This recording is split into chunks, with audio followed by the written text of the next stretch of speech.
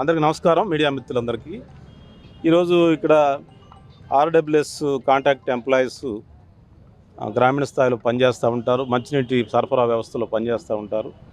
వాళ్ళంతా వేతనాలు రాక ఇబ్బంది పడుతూ ఉన్నారు. ప్రభుత్వం అయితే కాంట్రాక్టర్కి వేతనాలు ఇస్తుంది. కాంట్రాక్టర్ నుంచి ప్రభుత్వానికి వేతనాలు వెళ్ళట్లేదు. ఈ వ్యవస్థని సరిచేయాల్సిన అవసరం అధికారుల మీద ఉంది.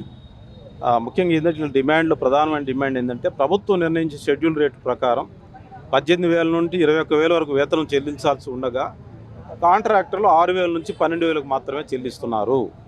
అదిగా ఇతర లేబర్ డిమాండ్స్ ఉన్నాయి. మరి ప్రభుత్వం చెల్లిస్తుంటే 21,000 నుంచి 18,000 నుంచి 21,000 వరకు మధ్యలో కాంట్రాక్టర్ 6,000 ఇస్తే వాళ్ళు ఎట్లా బతుకుతారు పాపం.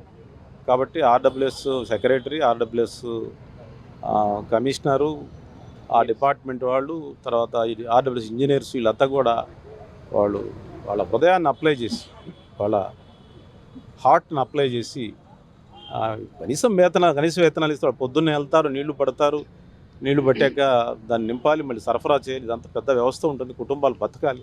మినిమం వేజెస్ అయితే అందాలి కదా. ప్రభుత్వం ఆపరేషన్ అండ్ మెయింటెనెన్స్. అందువల్ల ప్రభుత్వం suppose to be A model employer.